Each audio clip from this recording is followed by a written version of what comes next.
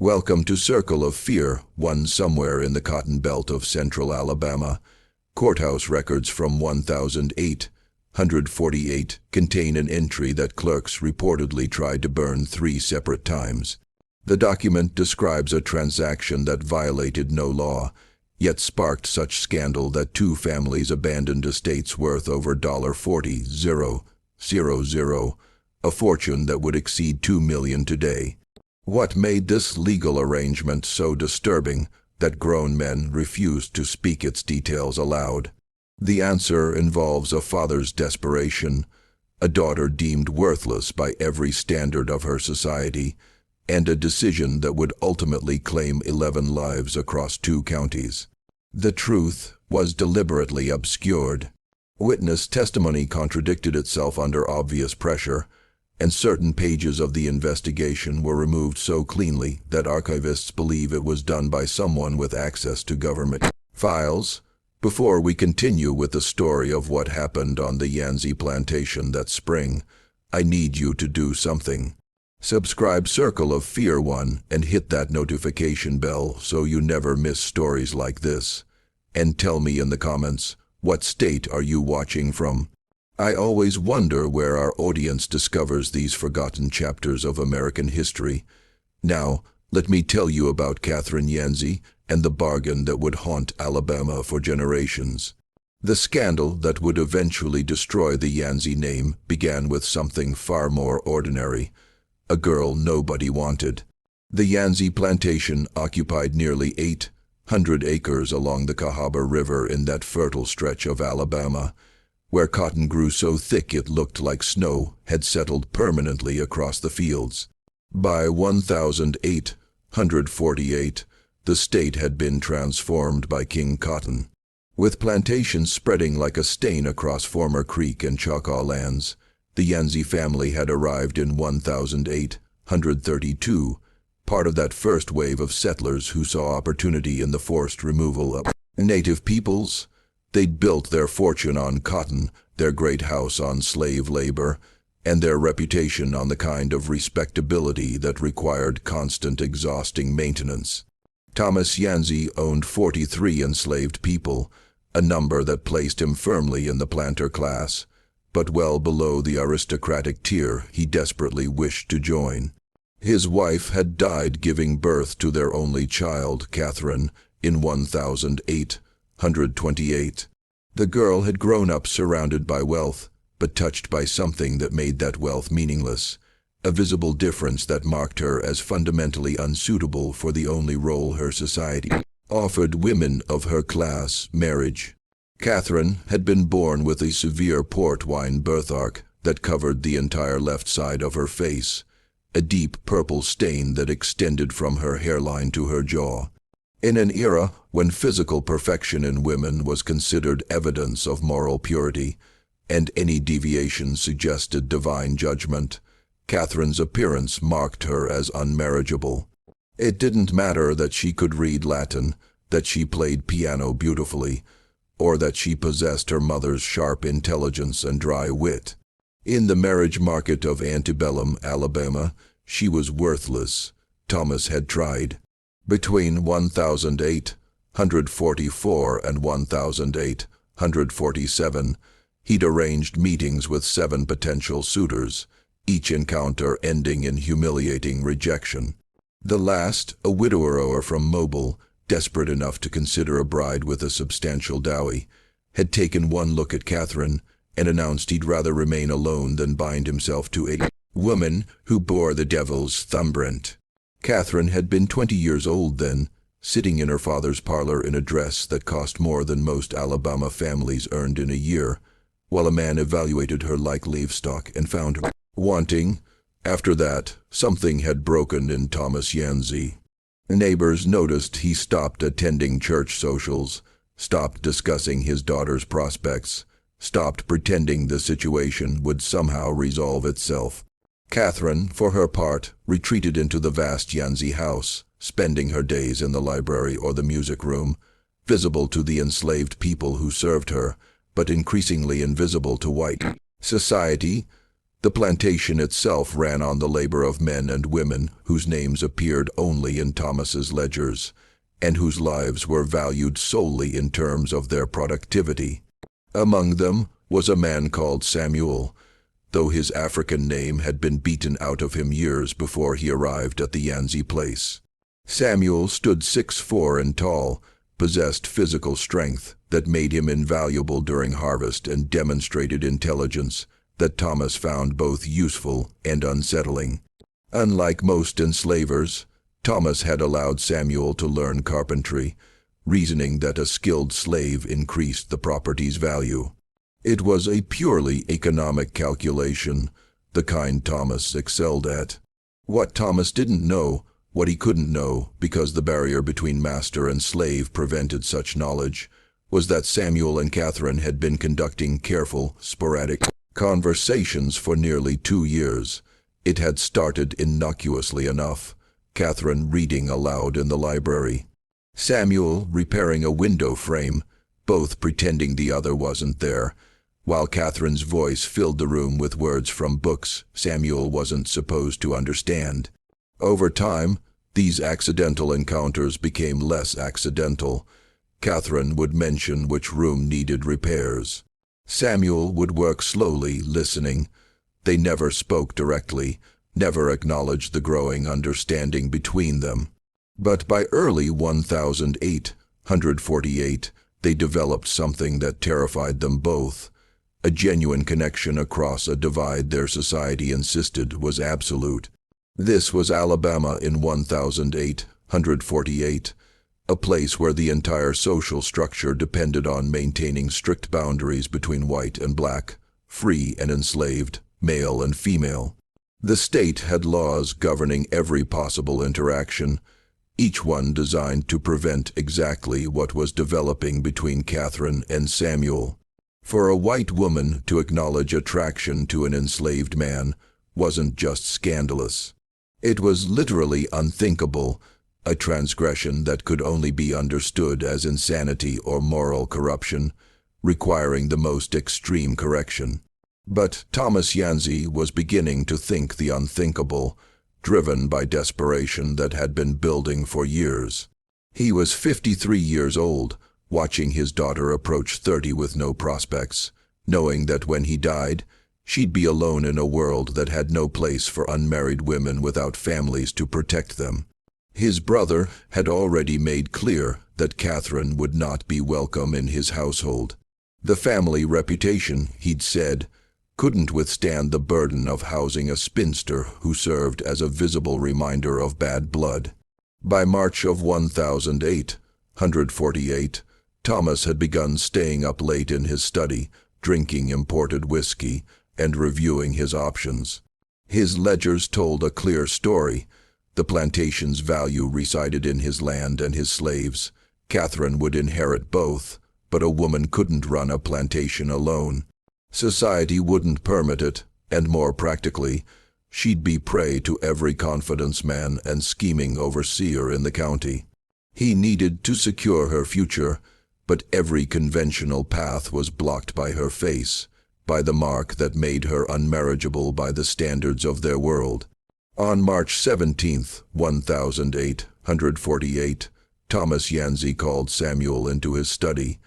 This was unusual enough to spark anxiety. Enslaved people were never summoned to the master's private rooms unless punishment was imminent. Samuel entered expecting violence, his body already braced against anticipated blows. Instead, he found Thomas seated behind his mahogany desk, looking exhausted in a way that seemed to go beyond physical tiredness. Thomas studied Samuel for a long moment, and then he spoke words that seemed to come from some other reality, some other world where the fundamental rules didn't apply.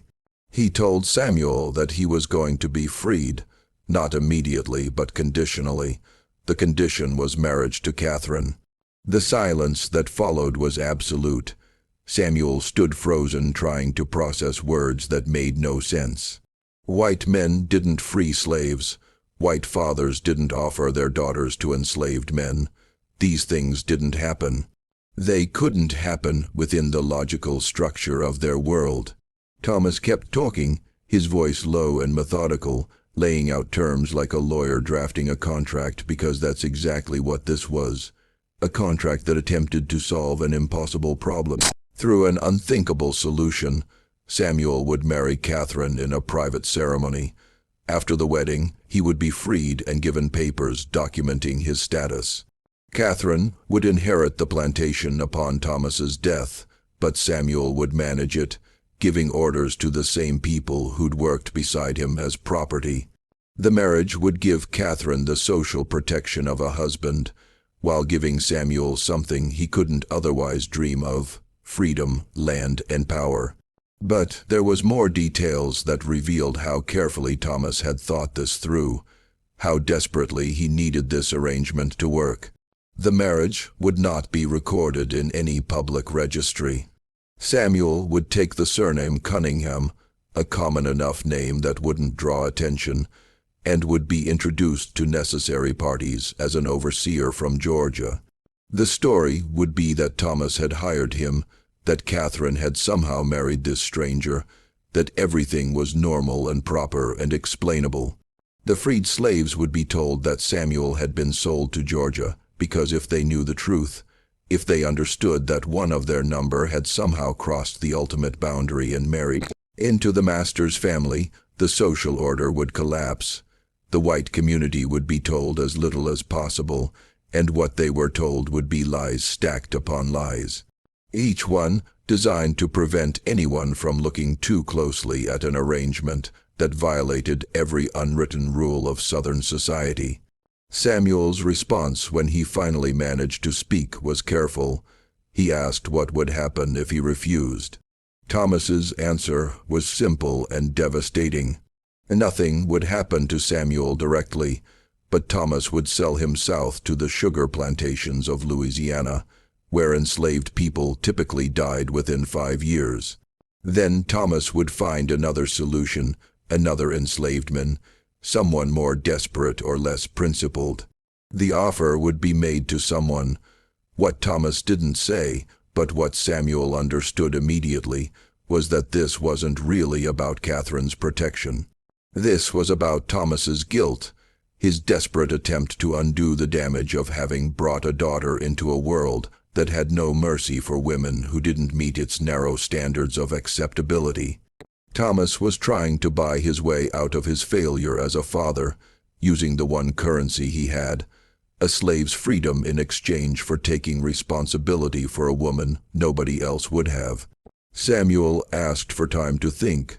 Thomas gave him until sunset. Then he dismissed Samuel with a wave of his hand, the same gesture he'd used 1,000 times before, as if they'd just discussed crop rotation or fence repairs, instead of fundamentally rewriting the rules of their world.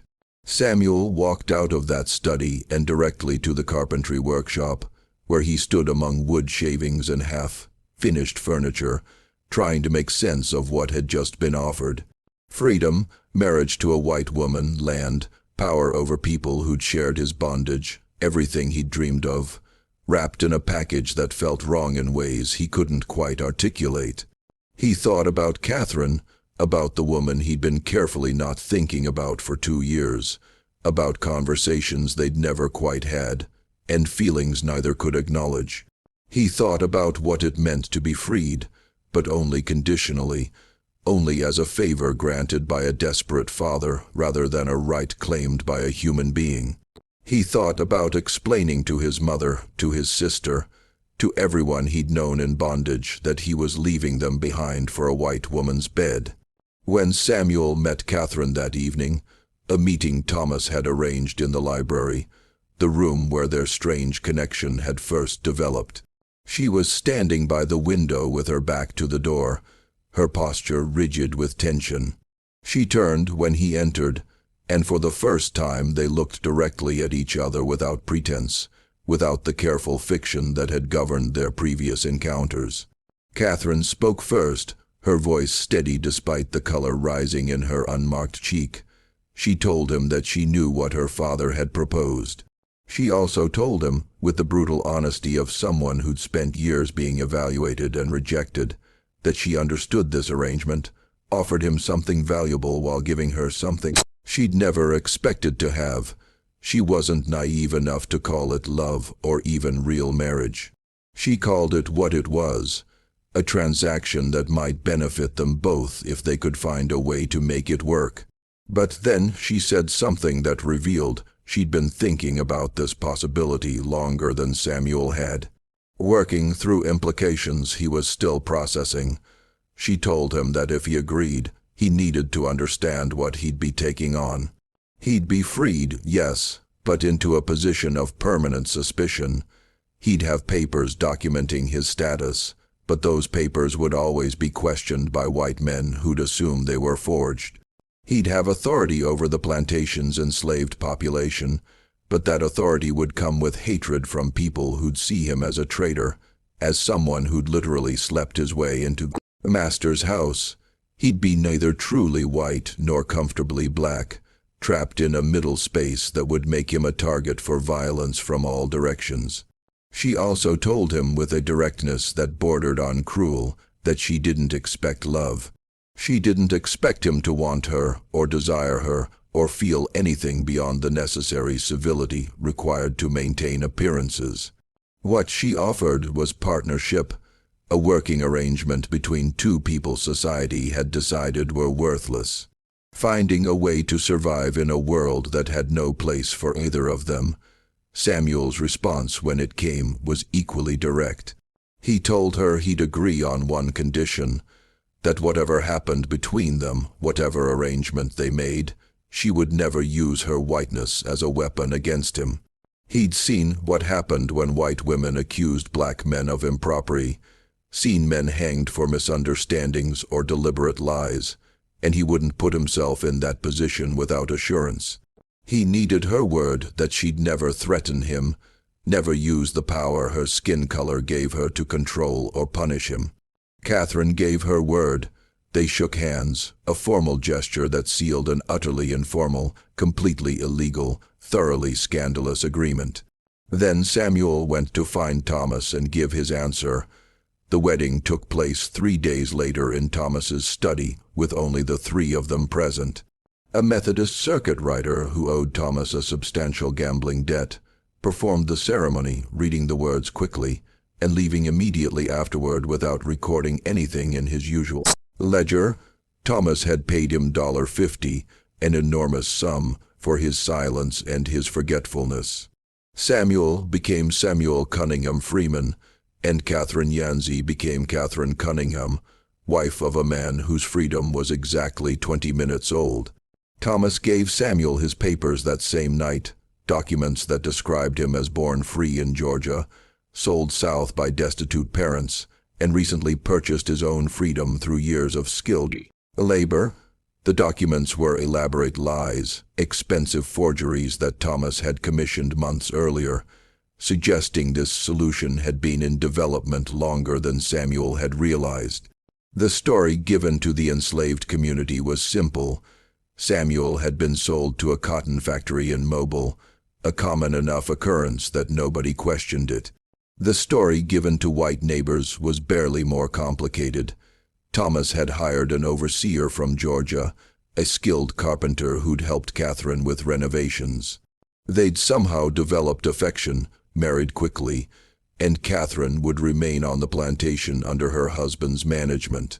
It was unusual but not impossible, scandalous but not illegal, strange but technically explainable. What nobody explained was why Thomas Yancey, known for his careful maintenance of respectability, would allow such a hasty marriage. What nobody questioned was how a carpenter from Georgia had accumulated enough money to present himself as respectable husband material. What nobody examined too closely was whether Samuel Cunningham's papers were genuine, or how he'd learned to read, or why he sometimes forgot to respond to his new name. The first month passed in careful routine.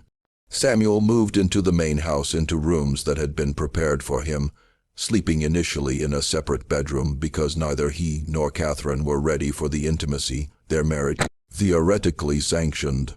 He began managing the plantation's operations, giving orders to people who'd worked beside him weeks earlier, trying to maintain authority while handling the constant, quiet resistance that comes from subordinates who know exactly where you came from.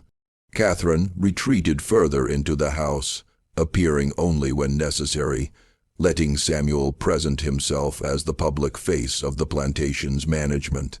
They had dinner together each evening, formal meals where they discussed crop yields and repair schedules and everything except what they were actually doing, what line they'd actually crossed. The enslaved population knew something was wrong. They didn't know what. The story of Samuel's sale had been accepted because there was no reason to question it, but they recognized that the power dynamics had shifted. The white overseer Thomas had employed for years had quit abruptly, citing health reasons, but really because he refused to take orders from a man he suspected wasn't quite white enough to hold authority. A new overseer was hired, a drifter from Mississippi, who asked no questions and enforced discipline with casual brutality that Samuel found stomach-turning, but couldn't quite prevent without revealing the fragility of his own position. By summer, the arrangement had settled into something almost functional. Samuel and Catherine had developed a working partnership that included careful affection, though whether that affection was real or performed even they couldn't quite determine. They'd begun sharing a bedroom, maintaining appearances for the household staff, who now included 2 enslaved women assigned to Catherine's service. What happened in that bedroom remained private, but servants noticed that Catherine seemed less withdrawn, that she sometimes laughed at Samuel's comments, that she touched his arm when speaking to him in ways that suggested genuine comfort. The plantation was performing well under Samuel's management. He'd implemented several improvements. A new irrigation system, rotating crops on some fields to restore soil quality, reorganizing the work schedules to reduce the brutal punishments the previous overseer had favored. The enslaved population remained wary, but the absence of random violence was creating something that might eventually become grudging respect.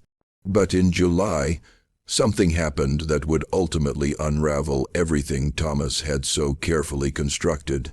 A woman named Dinah, who'd been enslaved on the Yanzi plantation for 15 years, asked to speak with Samuel privately. What she told him in the carpenter's workshop, where he still retreated when he needed to think, was that she recognized him not just from his time as enslaved labor. She'd known him his entire life. She'd known his mother, who died during a cholera outbreak in 1842.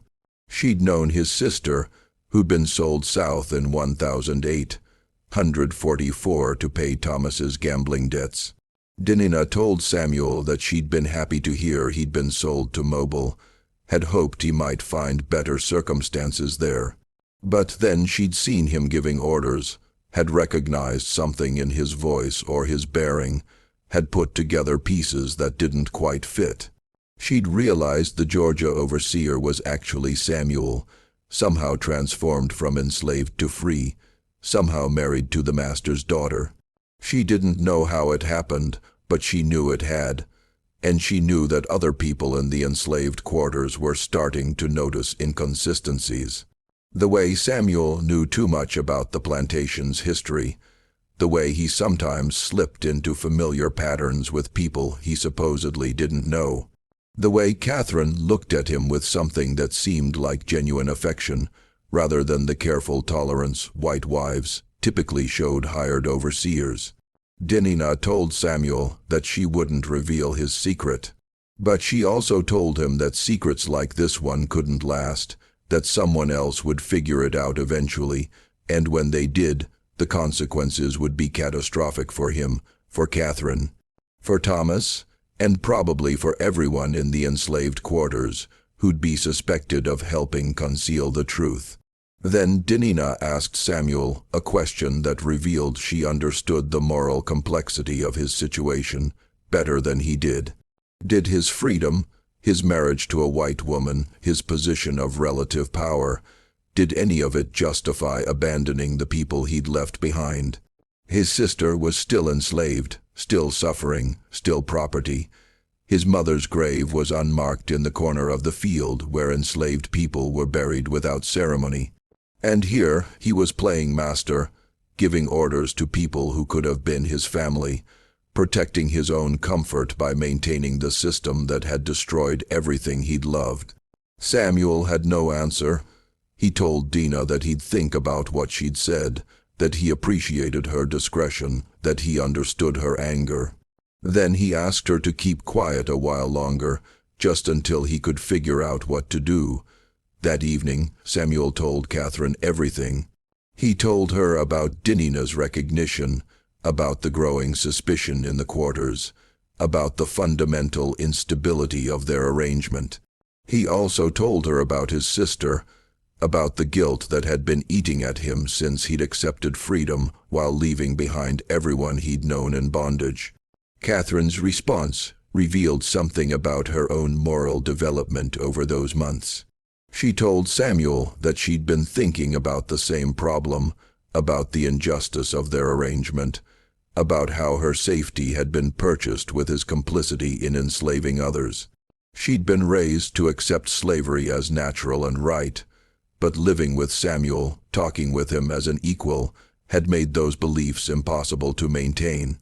She proposed something that would either solve their problem or destroy them entirely. They should free Thomas's enslaved people, not all at once. That would attract immediate attention and probably violence, but gradually through sales to buyers in northern states who'd immediately free them, through claims that certain individuals had earned freedom through exceptional service, through quiet manipulation of documents and careful transportation to places where they could disappear into free black communities. It was illegal, dangerous, and likely to result in their economic ruin if they succeeded, and their execution if they were caught.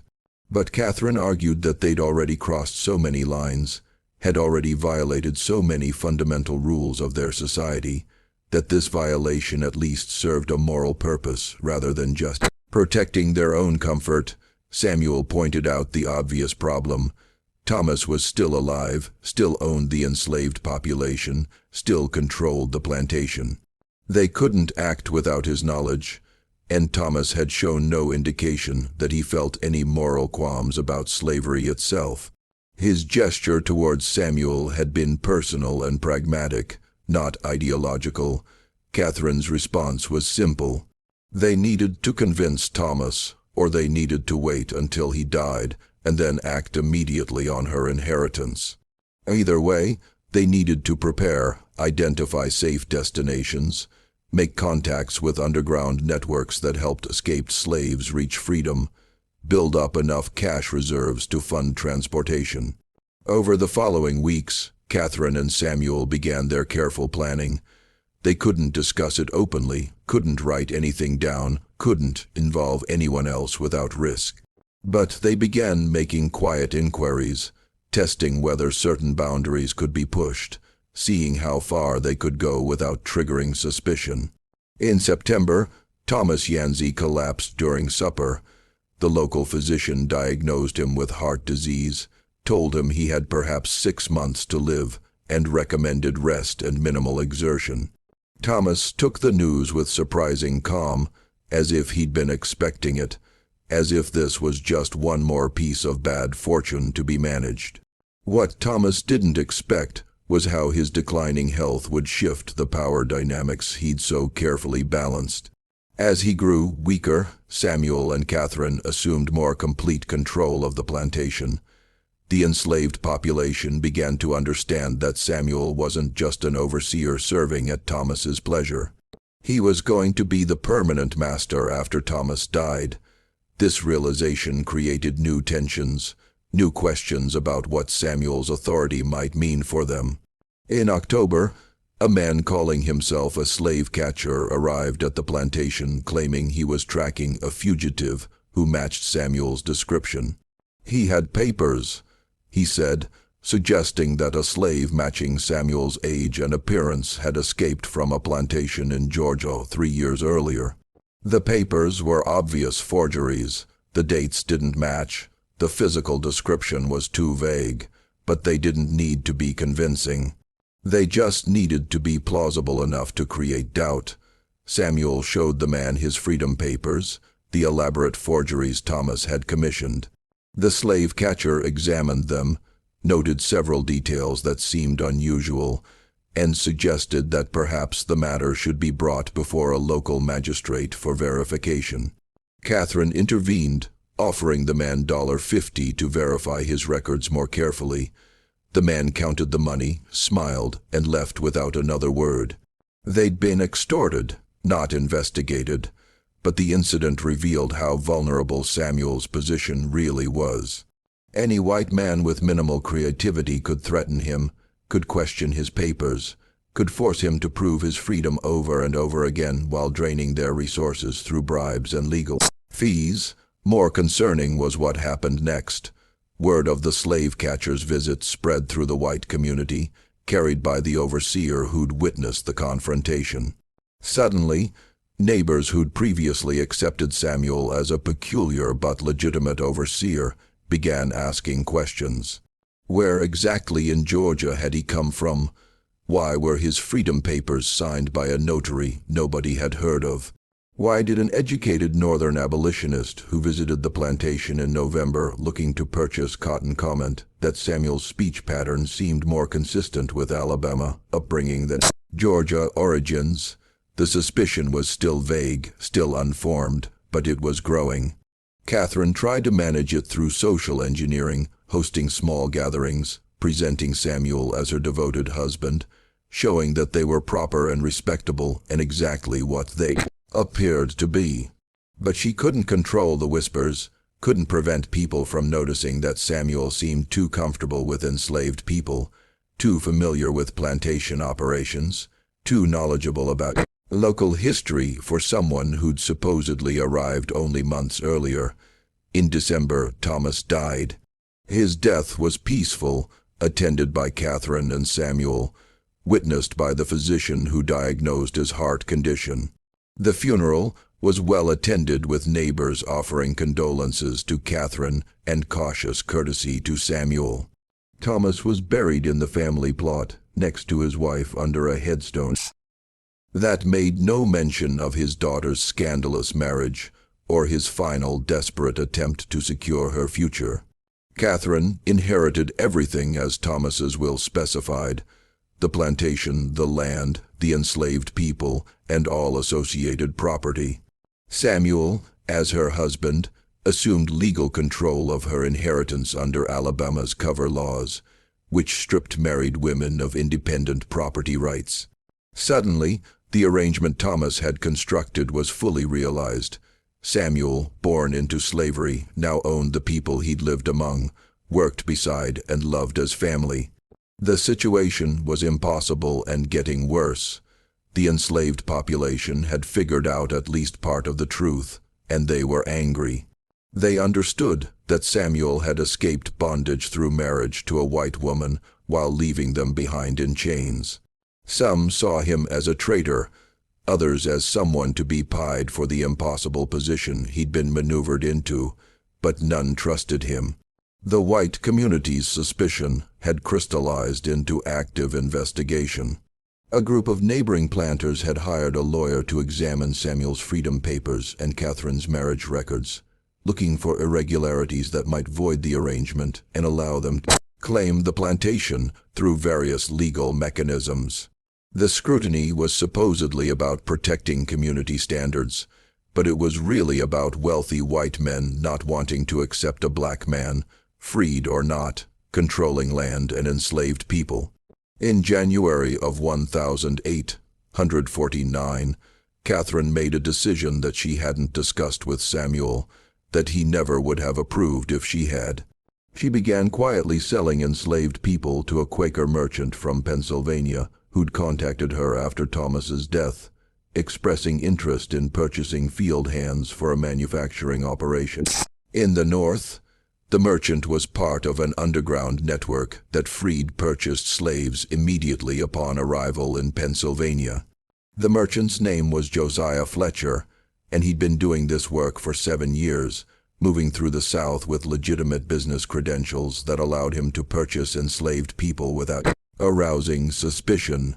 He'd heard about the Yanzi plantation through networks that existed beneath the surface of normal commerce, whispered recommendations from other abolitionists, coded messages in northern newspapers. Information passed between free black communities who tracked which white Southerners might be sympathetic to their cause. Fletcher's initial contact with Catherine came through a carefully worded letter discussing industrial labor needs and the quality of Alabama field workers. Catherine understood immediately what he was really offering. She responded with equal care, using language about workers seeking new opportunities and arrangements that might benefit all parties. They met once in late December in the parlor of a Montgomery boarding house, where Catherine had claimed to be visiting a sick aunt. Fletcher laid out his terms clearly. He would pay market rates for enslaved people, provide legitimate bills of sale, and transport them north through a series of safe houses that would eventually deliver them to Pennsylvania as free people. The risk was enormous. If discovered, Catherine would face charges of slave stealing, a crime that carried the death penalty in Alabama. Fletcher would be imprisoned or killed, and the freed people would be returned to slavery, probably under much worse conditions than before. But Fletcher told Catherine something that stayed with her. In 7 years of this work, he'd freed over 200 people. Not one had been recaptured. The network was careful, experienced, and committed. Catherine sold 3 people in January, a young couple named Peter and Rachel's brother Marcus. She told them what was happening on the night before Fletcher arrived to collect them. Rachel had cried, not from sadness, but from disbelief that freedom might actually be possible. Peter had asked Catherine why she was doing this, what she gained from destroying her own wealth. Catherine's answer was simple. "I can't keep doing what my father did. I just can't." The sales were documented as transfers to a cotton operation in Mississippi.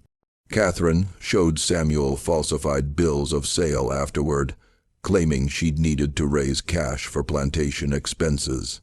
Samuel accepted the explanation because he wanted to believe it, because questioning Catherine too closely meant acknowledging what he suspected she might be doing. In February, Catherine sold 5 more people, including Dinina. This sale was different because Dinina knew the truth about Samuel's origins. Because losing her meant losing the one person in the enslaved community who understood the full complexity of their situation. Catherine met with Dinina the night before Fletcher came in the kitchen house after midnight and told her everything about the network, about Pennsylvania, about the freedom waiting at the end of a terrifying journey north. Dina's response surprised Catherine. She wasn't grateful or relieved. She was angry. She told Catherine that freedom for a handful of people didn't change the fundamental evil of the system. That selling some while keeping others was just choosing who to save and who to abandon. She asked Catherine what gave her the right to decide who got freed first, who had to wait, who might never get chosen at all. Catherine had no good answer. She told Dina that she was doing what she could, that freeing everyone at once would trigger immediate investigation, that gradual sales were the only way to avoid detection. Dinner replied that gradual sales meant someone always remained enslaved, someone always drew the short straw, someone always had to watch others leave for freedom while staying behind in bondage. They argued for over an hour, voices rising despite the need for secrecy, each woman defending a position that made sense from her perspective, but looked monstrous from the others. Finally, Dina told Catherine she'd accept freedom because refusing it wouldn't help anyone, but that Catherine shouldn't expect forgiveness or gratitude for fixing a problem white people had created in the first place. The conversation shook Catherine badly. She'd been thinking of herself as morally courageous, as someone taking real risks to do the right thing. Dinina's anger forced her to recognize that her courage still came from a position of power. That, even in liberation, she was exercising control over black lives, deciding fates according to her own judgment, rather than allowing people to determine their own paths. But she continued the sales, accelerating them through March and April. 7 people in March, 9 in April. Each sale followed the same pattern: late-night conversation revealing the truth, emotional reactions ranging from joy to suspicion to Dina's angry acceptance, Fletcher's arrival with cash and forged documents, and then the careful journey north, beginning with a wagon ride to Montgomery, disguised as a normal commercial transfer. Samuel discovered the plan in late April when a woman named Sarah told him what was happening. Sarah had been selected for the next group leaving in May, and she'd come to Samuel because she had a question. Should she trust Catherine, or was this some elaborate trap designed to identify people willing to escape so they could be punished as examples? Sarah's suspicion made sense. Enslaved people lived in constant awareness that trust could be weaponized against them, that apparent kindness might be a test designed to justify cruelty.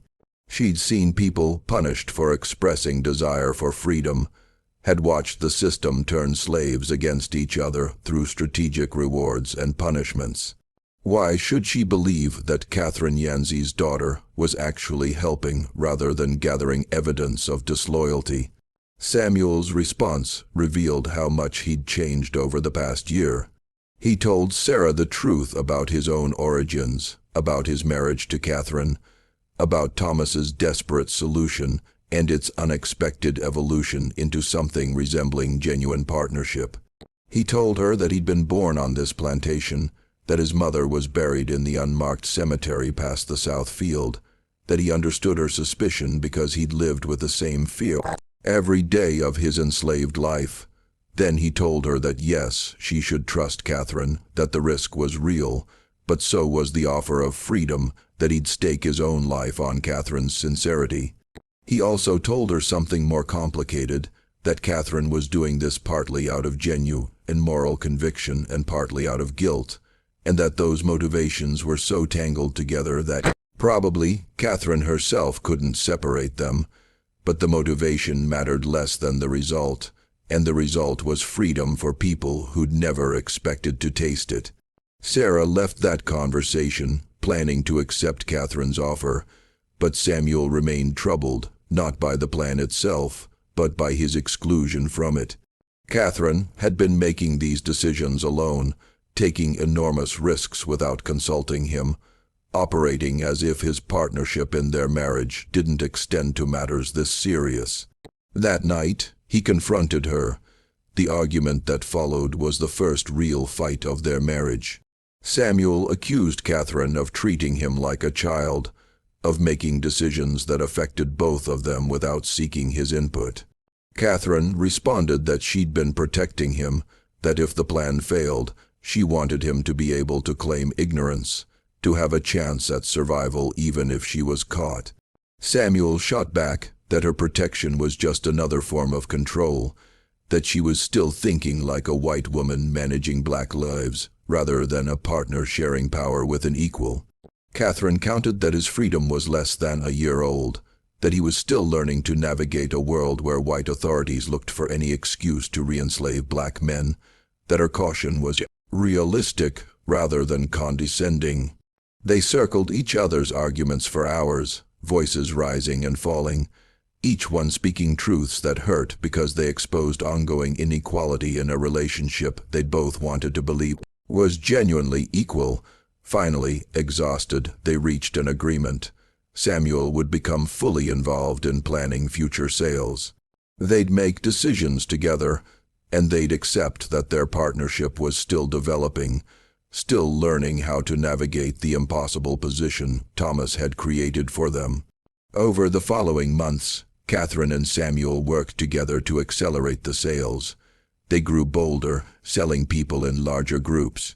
The plantation's enslaved population dropped from 43 to 22 by August, then to 15 by October. Each sale required careful planning, coordinating with Fletcher's travel schedule, creating plausible documentation, preparing people for the dangerous journey north, and managing the reactions of those who remained behind, watching others leave for an uncertain freedom while their own liberation remained theoretical. The emotional toll was crushing. Catherine and Samuel were essentially playing God, choosing who got freed and in what order.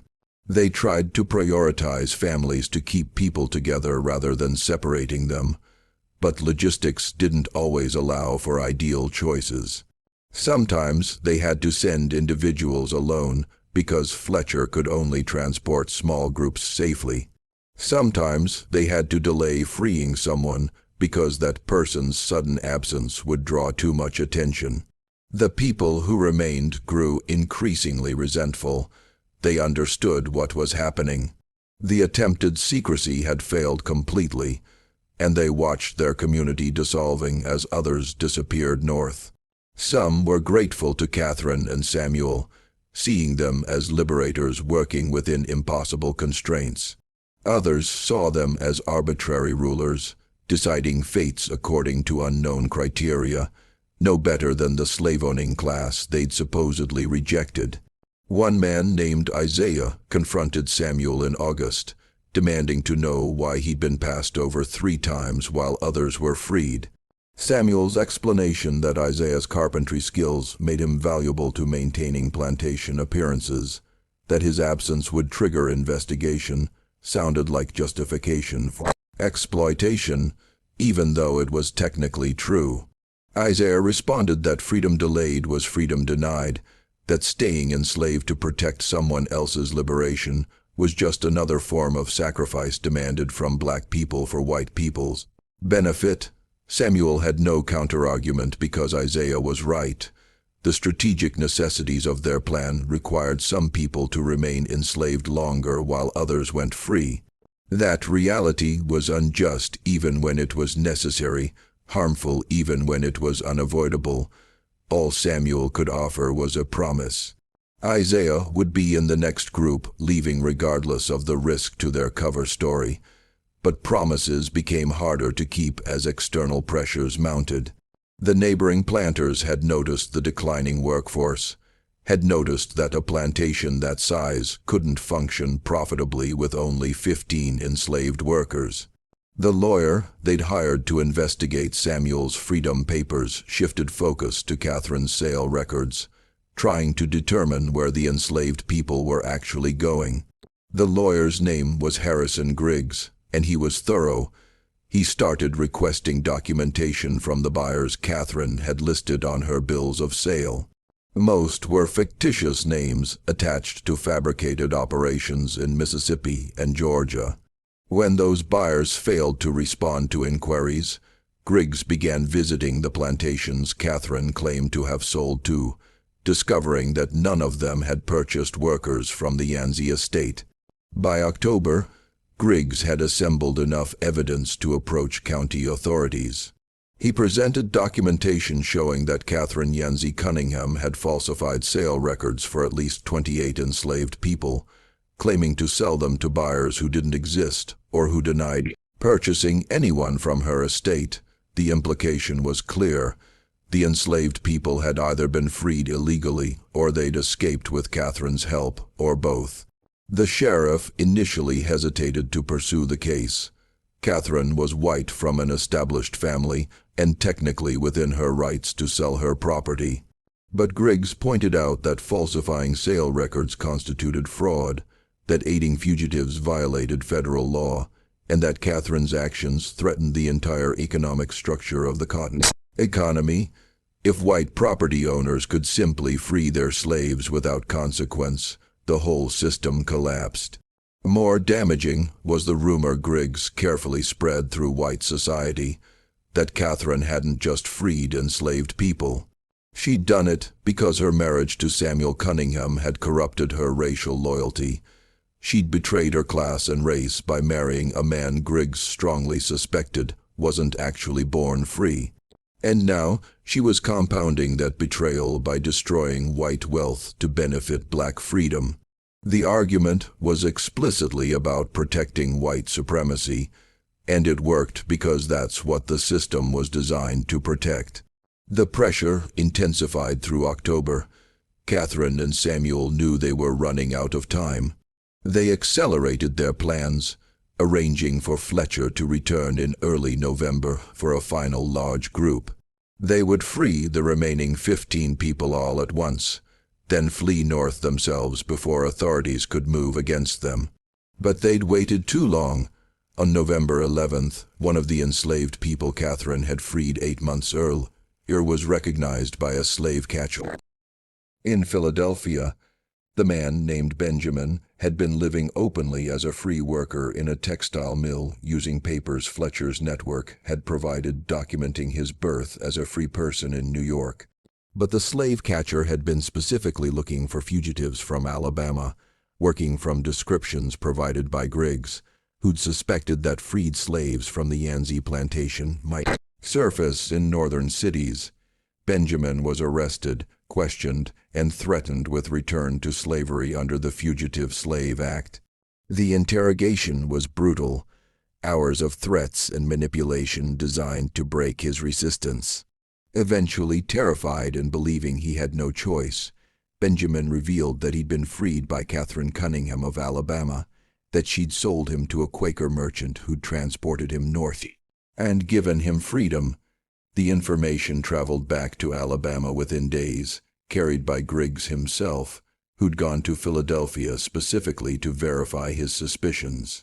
He returned with Benjamin's signed statement with descriptions of the Quaker merchant, and with enough evidence to secure arrest warrants for Catherine and Samuel on charges of slave stealing, conspiracy to aid fugitives, fraud, and violation of the Fugitive Slave Act. On November 18, 1849, Sheriff James Hartwell arrived at the Yanzi plantation with a warrant for Catherine's arrest. Samuel was named as a co-conspirator. They had 3 hours to gather evidence for their defense before being transported to the county jail. The sheriff brought 4 deputies with him, expecting resistance or escape attempts. Instead, he found Catherine and Samuel sitting in the parlor as if they'd been waiting for this moment. Catherine was reading. Samuel was reviewing crop reports. They both looked up when Hartwell entered, and neither seemed surprised.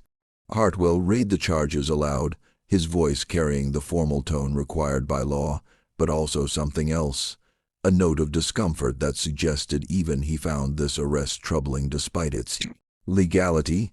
When he finished, Catherine asked a single question: "May we have time to put our affairs in order?" Hartwell granted them 3 hours, a courtesy he later claimed was standard procedure, but which actually reflected his ambivalence about arresting a white woman from an established family. He stationed deputies at all exits to prevent escape, then waited in the entrance hall while Catherine and Samuel prepared for imprisonment. They used those 3 hours with strategic precision. First, they burned documents. Catherine had kept careful records of everyone she'd freed, names, dates, destinations, and contacts in Fletcher's network. She fed these papers into the parlor fireplace, one by one, watching decades of evidence turn to ash. Samuel destroyed correspondence with Fletcher.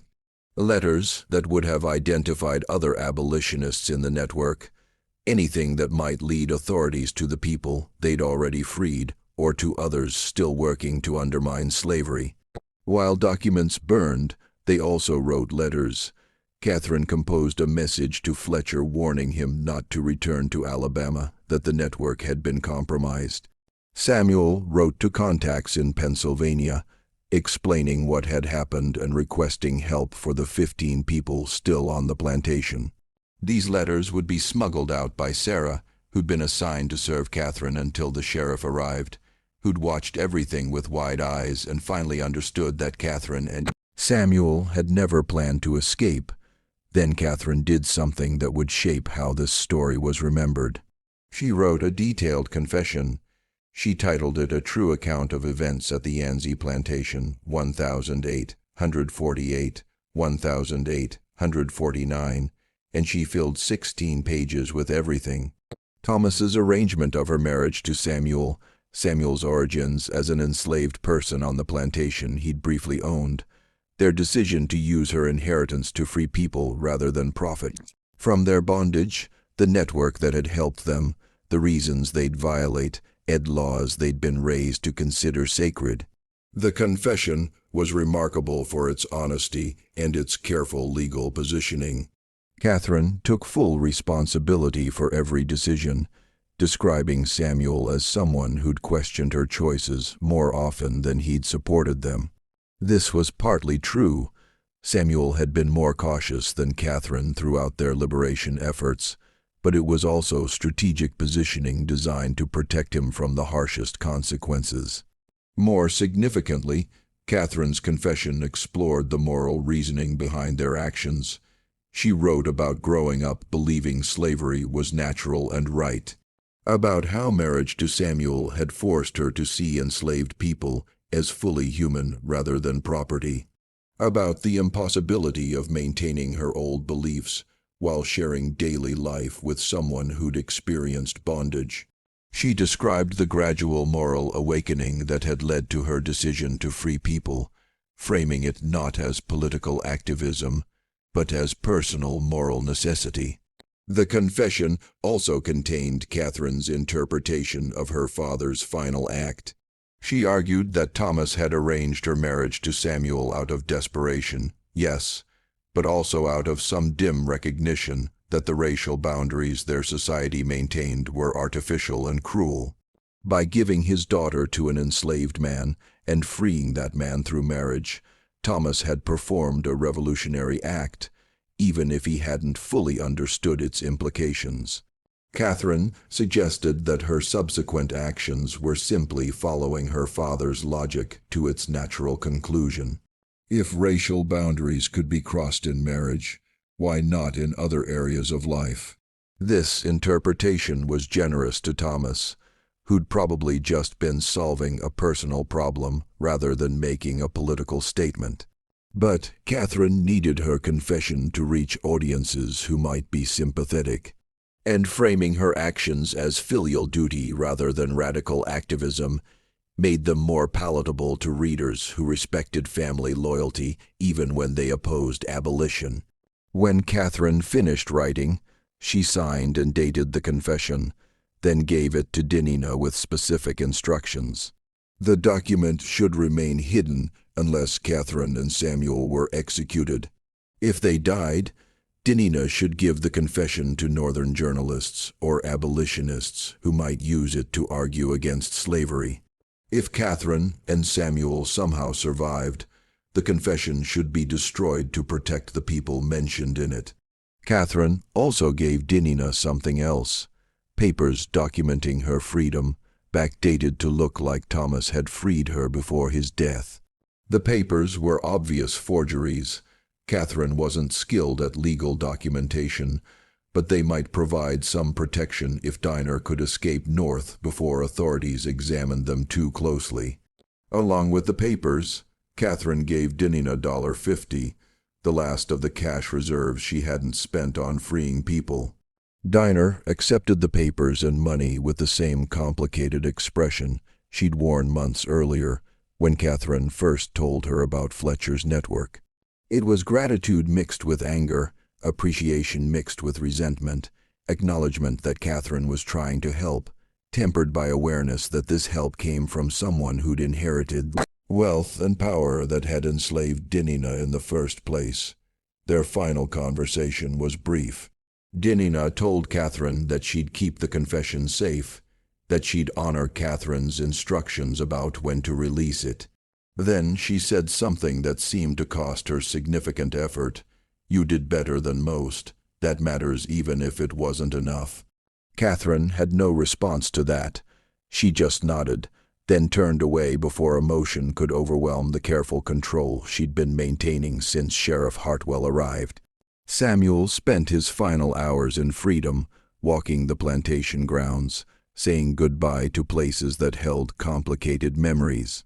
He visited the field where his mother was buried in an unmarked grave, standing for long minutes in silence over ground that held people who died in bondage, whose names were forgotten, whose lives were reduced to entries in Thomas Yancey's ledgers.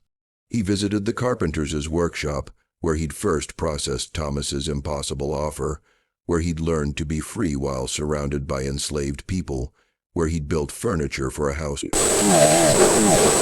He also spoke with each of the 15 people who remained enslaved on the plantation, apologizing for failing to free them before being caught, trying to explain why some had been freed while others remained. These conversations were painful for everyone involved. Some people accepted his apology with grace, understanding that Catherine and Samuel had done more than most white Southerners would ever consider. Others responded with bitterness, pointing out that Samuel's apology meant nothing while they remained in chains. Isaiah, the carpenter who'd confronted Samuel months earlier about being passed over for freedom, had the hardest words. "You got to be free for a year, got to live in the big house, give orders, sleep beside a white woman, and pretend you were just as good as any white man. That's more than most of us ever get, so don't apologize for getting caught. Apologize for believing that temporary freedom was enough, that freeing some of us justified leaving others behind." Samuel tried to explain that he'd always planned to free everyone, that getting caught had interrupted the process rather than ending it, but Isaiah cut him off. "Plans don't matter, results matter." And the result is that 28 people are free and 15 are still slaves, and you're acting like you did something noble instead of just choosing who to save and who to abandon. The accusation stung because it was fundamentally true. Samuel and Catherine had chosen who got freed and in what order, making decisions that determined who would taste freedom and who might die enslaved. Those decisions had been necessary. Freeing everyone at once would have triggered immediate investigation, but necessity didn't make them just. When the 3 hours expired, Sheriff Hartwell found Catherine and Samuel waiting in the entrance hall, dressed for travel, carrying nothing except a small bag containing clean clothing. They went peacefully to the wagon that would transport them to the county jail, climbing in without protest or dramatic statements.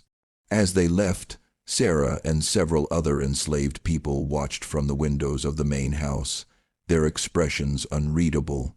The county jail was a squat brick building in the center of town, built to house criminals awaiting trial. Catherine and Samuel were placed in separate cells initially, county policy dictating that men and women be housed apart.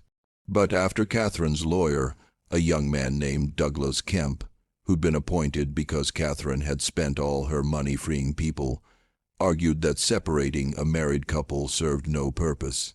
They were moved to a larger cell they could share.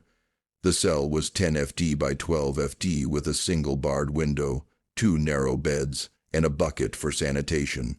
It was cleaner than cells used for black prisoners who were typically held in a basement area with no windows and minimal ventilation. Even in jail, racial hierarchy persisted. They spent their first night in silence, each processing what was coming. The trial would be perfunctor. The evidence against them was overwhelming, and neither planned to deny what they'd done. The sentence would almost certainly be death.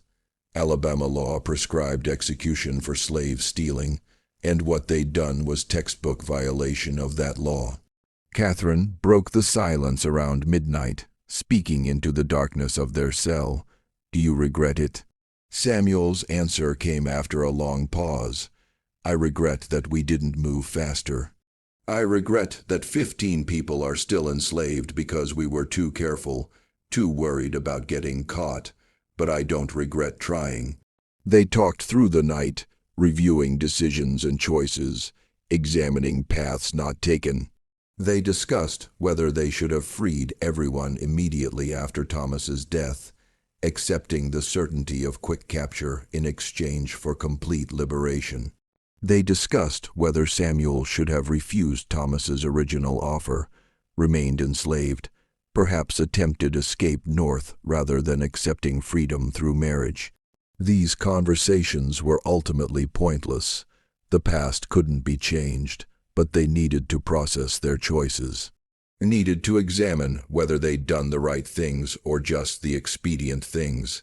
Needed to determine whether their actions had been genuinely moral or just selfishly disguised as morality.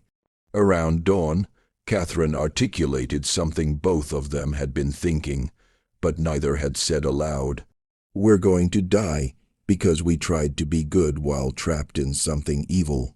And the evil will continue after we're dead, and the people we freed might be recaptured, and everything we tried to do might end up meaning nothing."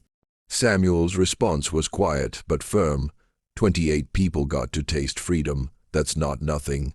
Even if they're all recaptured tomorrow, they'll have had days or weeks or months of being free. They'll have known what it feels like to make their own choices, to walk away from cruelty, to imagine futures they control. That matters, even if it doesn't last. It was the most optimistic thing either of them could say, and it barely qualified as optimism, but it was what they had. The hope that brief liberation was better than no liberation, that trying and failing was better than never trying at all. The trial began on November 27th, 9 days after their arrest. The prosecution was handled by District Attorney Marcus Wellesley, an ambitious man who saw this case as an opportunity to demonstrate his commitment to protecting slavery against internal threats. His opening statement framed Catherine and Samuel not just as criminals, but as traitors to their race and region. People who'd violated sacred trusts to serve an agenda that would destroy Southern civilization. Wellesley's case was straightforward and devastating. He presented Catherine's falsified sale records, testimony from Harrison Griggs about his investigation, and Benjamin's statement from Philadelphia describing how he'd been freed. He called neighboring planters who testified about the suspicious decline in the Yanzi plantation's workforce. He presented expert testimony from a document examiner who identified multiple forgeries in Catherine's bills of sale. Most damaging was Wellesley's presentation of evidence about Samuel's true origins. He called witnesses from the enslaved community who testified that Samuel had been born on the Yanzi plantation, that he'd lived as an enslaved person until late 1848, that his sudden transformation into Samuel Cunningham, freeman from Georgia, had been implausible and suspicious. He presented Thomas Yanzi's ledgers showing Samuel listed as property worth $1,200 through 1,848, then mysteriously absent from subsequent records. Wellesley argued that Samuel's freedom papers were fraudulent, that his marriage to Catherine was therefore invalid, and that his entire legal existence was built on forgery and deception. This argument had significant implications. If Samuel had never been legitimately freed, then his marriage was void, which meant Catherine's inheritance was still legally hers alone, which meant Samuel could be re-enslaved and Catherine could be prosecuted without the complication of having a legal husband. The defense strategy was minimal and ineffective. Douglas Kemp, Catherine's appointed lawyer, tried to argue that she'd been manipulated by Samuel, that she'd been seduced or coerced into betraying her race and class. The argument was offensive. It relied on racist assumptions about black men as dangerous corruptors of white women, but it was the only defense that might save Catherine's life. Catherine refused to support it.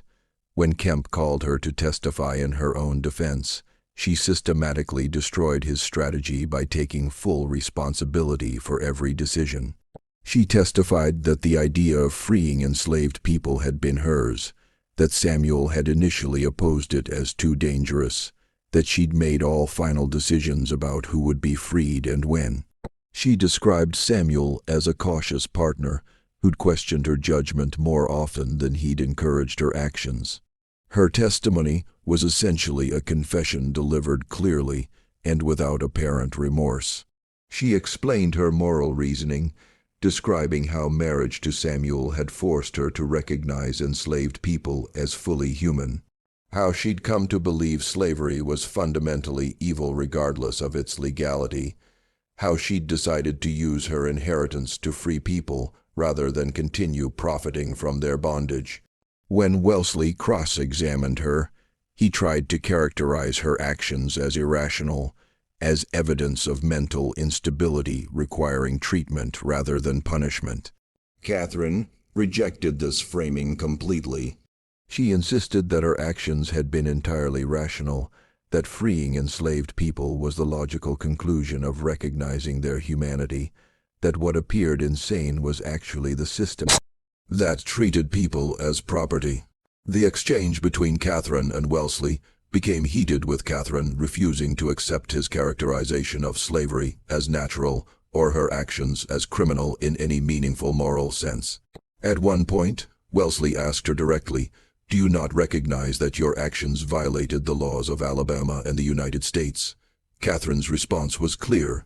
"I recognize that they violated those laws. I don't recognize those laws as just. There's a difference." The courtroom erupted at this statement, with spectators shouting condemnations and the judge pounding his gavel for order. When silence was restored, the judge warned Catherine that continued defiance would result in contempt charges. Catherine said nothing more, but she'd made her position clear.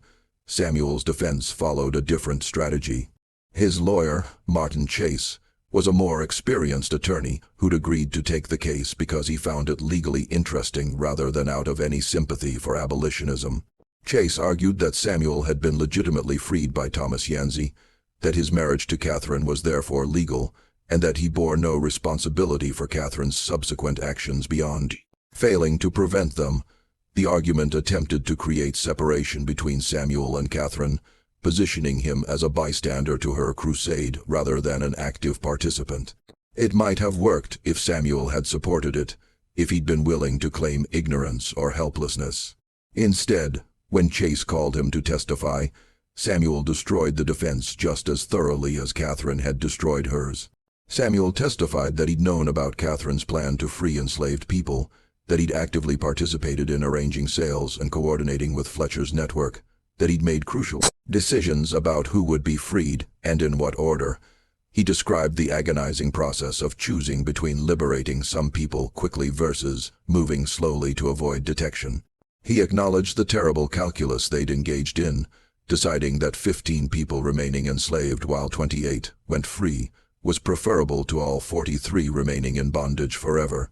His testimony included something unexpected, a detailed explanation of what slavery had been like from inside, what it meant to be property rather than person, what it did to someone's soul to know they could be sold away from family or beaten for minor transgressions, or worked to death for another person's profit.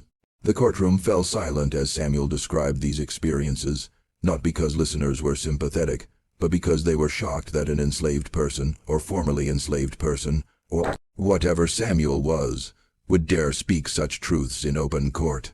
When Wellesley cross-examined Samuel, he focused on attacking Samuel's credibility, suggesting that a man born into slavery couldn't be trusted to tell the truth, that his testimony was inherently suspect because of his racial inferiority.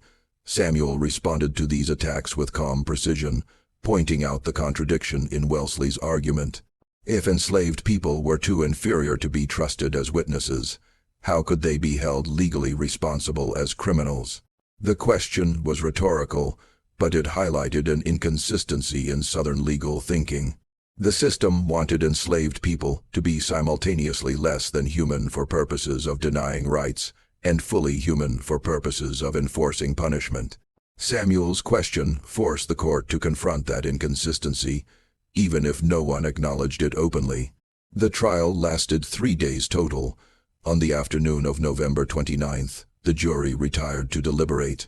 They returned 2 hours later with guilty verdicts on all charges: slave stealing, conspiracy, forgery, and fraud.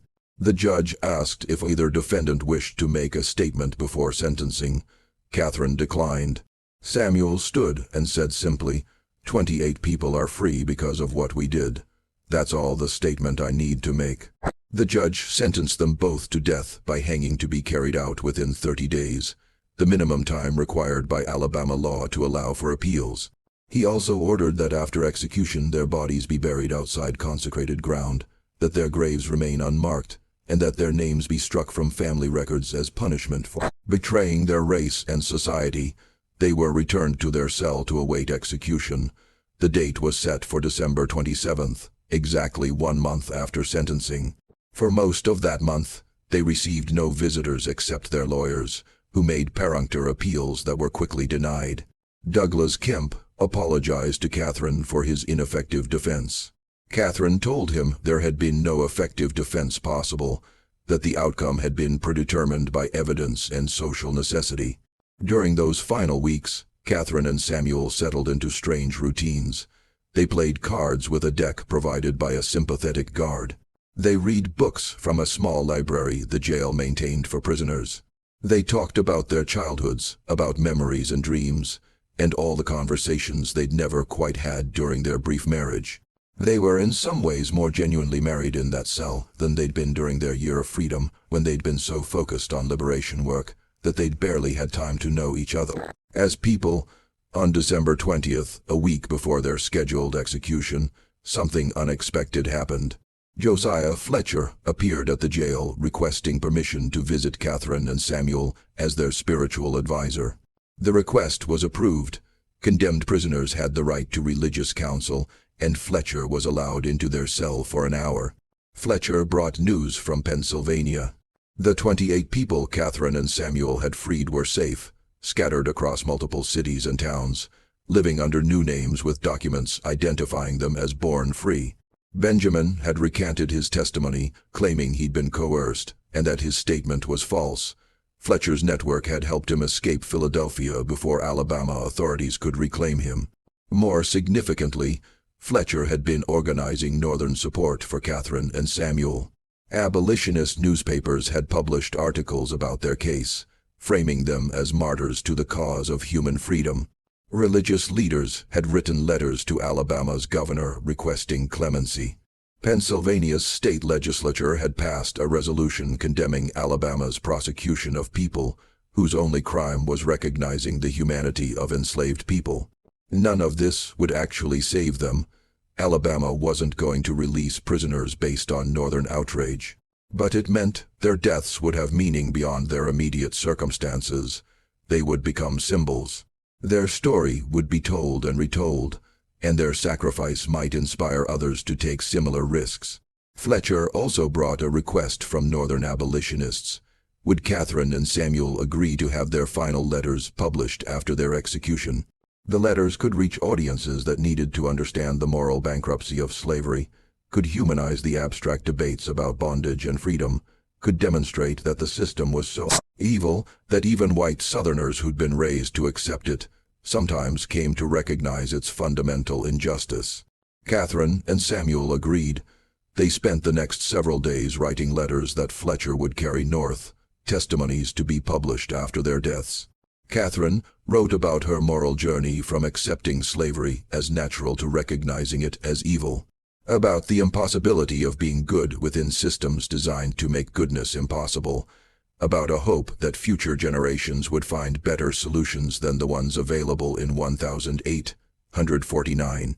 Samuel wrote about what slavery had done to him and his family, about the permanent damage caused by treating humans as property, about the courage required to resist systems that claimed divine sanction and natural law as justification. These letters would eventually be published in multiple Northern newspapers, reaching thousands of readers and contributing to the growing abolitionist movement. But Catherine and Samuel would never know their impact, would never see how their words would be used to argue against the system that was about to kill them. On the evening of December 26th, the night before their scheduled execution, Catherine and Samuel were given their final meal. The jail provided better food than usual: roasted chicken, fresh bread, vegetables from local farms. They ate together, talking quietly about nothing in particular, avoiding discussion of what would happen in the morning. Around midnight, After the guards had completed their final rounds, Samuel asked Catherine the same question she'd asked him weeks earlier. "Do you regret it?" Catherine thought for a long moment before answering. "I regret that we couldn't do more. I regret that 15 people are still enslaved. I regret that we're going to die before we're 30 years old, but I don't regret trying to be better than we were raised to be." They held each other through the remaining hours of darkness, waiting for dawn and what it would bring. At dawn, on December 27th, guards came to prepare them for execution. But what happened next remains disputed, buried in contradictory evidence and official reports that don't align with witness testimony. The official record states that Catherine and Samuel were found dead in their cell at sunrise, having consumed poison smuggled into the jail sometime during the previous evening. The jail physician examined their bodies and concluded they died from arsenic poisoning, probably administered in wine that had been delivered as part of their final meal. But several elements of this official narrative don't quite make sense. The wine had been inspected by guards before being delivered, and none reported noticing anything unusual. The bodies showed signs of arsenic poisoning, severe stomach pain, vomiting, convulsions, but also showed bruising consistent with physical struggle. The cell door was found unlocked, which shouldn't have been possible if they died by their own hand. Unofficial accounts whispered among jail workers, and eventually recorded by a northern journalist who investigated the case years later, tell a different story. These accounts suggest that Catherine and Samuel were killed by county officials, who wanted to avoid the spectacle of publicly hanging a white woman for the crime of freeing slaves. A public execution would have attracted attention, would have required officials to explain exactly what crime justified Catherine's death, would have forced the community to confront the moral implications of executing someone for acting on conscience rather than self-interest. Poison in the cell was cleaner, easier to explain, and allowed authorities to present Catherine and Samuel's deaths as voluntary rather than state-sanctioned murder. It preserved the fiction that they'd recognized the evil of their actions and chosen death over public shame. A third theory, supported by fragmentary evidence and persistent rumors, suggests that outraged citizens broke into the jail and killed Catherine and Samuel before official execution could occur. This theory is based on witness reports of unusual activity around the jail on the night of December 26th, of men gathering in small groups and dispersing quickly when questioned, of guards who seemed unusually distracted during their final rounds. This version suggests vigilante justice, private revenge carried out by people who believed Catherine and Samuel deserved worse than official execution. The bruising on their bodies, the unlocked cell door, the conveniently timed suicide, all these elements support this interpretation. The truth is probably some combination of these theories, a messy reality that official records had to simplify into a clean narrative. What's certain is that Catherine and Samuel died in that cell on December 27th, 1849, and that their deaths were presented as voluntary suicides to avoid complications that would follow from more honest accounting. Their bodies were buried that same day before sunset in unmarked graves outside the county cemetery. The location was deliberately obscured. No one wanted their graves to become pilgrimage sites for abolitionists or rallying points for people who might sympathize with their cause. The few people who attended the burial were sworn to secrecy about the exact location. The 15 enslaved people who remained on the Yanzi plantation when Catherine and Samuel were arrested were sold at auction to settle the estate's debts. The auction occurred on January 4th, 1850, less than 2 weeks after Catherine and Samuel's deaths. The people were sold individually rather than as families, scattered across multiple buyers, their fates unknown and unrecorded. But the 28 people Catherine and Samuel had managed to free remained free. Pennsylvania authorities refused to cooperate with Alabama's attempts to recover them, citing technical problems with extradition requests. Fletcher's network helped them establish new identities and find work in northern cities. Some eventually joined the abolitionist movement, speaking publicly about their experiences in slavery and their liberation through Catherine and Samuel's efforts. Their testimonies contributed to the growing northern opposition to slavery, providing human faces to abstract political debates. Denina, who'd received freedom papers from Catherine, made it north safely. She settled in Philadelphia, working as a seamstress and eventually marrying a freeman who'd been born in New Jersey. She kept Catherine's confession hidden for 30 years, exactly as instructed. In 1879, she gave it to William Lloyd Garrison, Jr., a journalist investigating the history of slavery in Alabama. Garrison published excerpts in his newspaper, causing a brief scandal and renewed debate about the Yancey case. The confession's publication prompted several responses. Some Northern readers praised Catherine and Samuel as martyrs to human dignity. Some Southern readers dismissed the confession as abolitionist propaganda, claiming it was fabricated or heavily edited to serve political purposes. Historians debated its authenticity, questioning whether anyone could really have crossed so many boundaries in pursuit of something resembling justice. But the confession's core details aligned with other evidence: trial testimony, courthouse records, witness statements. The basic facts were undisputed. Catherine Yancey had married an enslaved man freed by her father, had inherited a plantation, and had used that inheritance to free people rather than profit from their bondage. She and her husband had been caught, tried, and executed. The moral interpretation of these facts remained contested, but the facts themselves were real. The Yancey plantation was sold at auction in February 1850. The buyer was a cotton merchant from Mobile named Charles Thornberry, who transformed it into one of the largest operations in the county. Thornberry worked the land hard, purchasing additional enslaved people and maximizing cotton production. The plantation remained profitable until Union forces occupied the area during the Civil War, when enslaved people left en masse, making continued operation impossible. The main house burned in 1868 in a fire that was never properly investigated. Some blamed the fire on former enslaved people taking revenge on a site of their oppression. Others suggested it was burned by former Confederates angry about losing the war. The real cause was probably mundane, electrical problems or abandoned stoves, but the symbolic interpretations persisted. After the fire, the land was subdivided and sold to multiple buyers. The old Yancey plantation ceased to exist as a distinct entity, absorbed into other properties, erased from maps as a specific location. The places where Catherine and Samuel had lived, where they'd made their impossible marriage work, where they'd planned liberations and watched some people go free while others remained behind.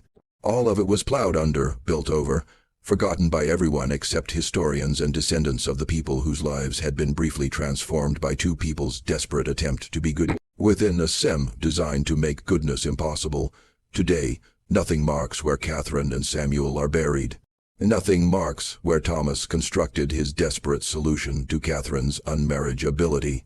Nothing marks where 15 people were freed through illegal sales before the system caught up with them and reasserted its control. The land holds no memorials, no historical markers, no acknowledgement that any of this happened. The story survives only in fragments. Catherine's confession in a Massachusetts historical society, trial testimony in courthouse records that are difficult to access and rarely examined, whispered family histories among descendants of people who were freed or who remained enslaved. Most Americans have never heard of Catherine Yancey or Samuel Cunningham, have no idea that someone once tried to solve the problem of slavery through marriage and liberation, rather than through politics and war. But the people they freed remembered. Descendants of those 28 people carried stories forward through generations, telling children and grandchildren about the white woman who'd given up everything to free black people, about the freed slave who'd briefly become a master and then used that position to liberate others. These stories got simplified and mythologized over time, but they preserved the core truth. Some people chose to resist slavery even when resistance meant death, chose to be good even when goodness was illegal, chose to cross boundaries even when society insisted those boundaries were absolute and natural and divinely ordained. The moral of the story, if there is a moral, remains unclear. Catherine and Samuel tried to solve an impossible problem and failed. Most people they tried to help remained enslaved. They themselves were caught and killed. The system they tried to undermine continued for 16 more years until military force finally broke it. Their sacrifice changed almost nothing in immediate practical terms. But maybe that's not the right way to measure moral action. Maybe trying to be good matters even when it fails. Maybe choosing resistance over complicity means something even when resistance is futile. Maybe crossing boundaries that shouldn't exist is valuable, even when society punishes you for it. Maybe 28 people tasting freedom is worth 2 people's lives, even if the 28 couldn't have chosen that trade themselves. Or maybe the whole story is just tragedy. 2 people trapped in impossible positions, making desperate choices that hurt almost everyone involved, dying without solving anything. Maybe there's no moral, no lesson, just the historical fact that these events happened and then were forgotten, survived only in documents most people never read, and stories most people never hear. What remains certain is that the lines Thomas Yancey tried to cross between enslaved and free, black and white, property and person, are still being negotiated, still causing pain, still requiring choices that shouldn't have to be made. Slavery ended, but its consequences persist. The boundaries were legally abolished, but they survive in practice. The system was officially dismantled, but its logic continues to shape how Americans think about race, power, and human value. Catherine and Samuel crossed those lines briefly, paid for that crossing with their lives, and left behind a record that some people tried to destroy while others tried to preserve. Their story didn't change history, but it reveals something about what history was. About the human costs of systems that treated some people as property, about the impossibility of being innocent within structures designed to distribute guilt widely, about the courage required to choose resistance when survival demands complicity. Perhaps that's enough. Perhaps we can't ask more from history than that. It show us what people did when trapped in impossible situations. Show us the choices they made and the consequences they faced. Show us the boundaries they tried to cross and the prices they paid for crossing. Catherine and Samuel tried to be better than they were raised to be. They failed more than they succeeded. They died young and scared and probably full of regrets, but they tried. And that trying is worth remembering even when we can't quite determine what it means or whether it mattered, or if any of us would have the courage to make similar choices when faced with similar circumstances. What do you think about this story? Do you believe everything was revealed? The historical record is incomplete. Documents were destroyed, and different people remembered events differently. Maybe there are pieces we'll never know. Truths that died with Catherine and Samuel. Secrets buried in unmarked graves outside a county cemetery whose exact location has been forgotten. If you're intrigued by these forgotten chapters of American history, stories that complicate our understanding of the past and force us to confront uncomfortable truths about systems we've inherited, then subscribe Circle of Fear 1 and hit that notification bell.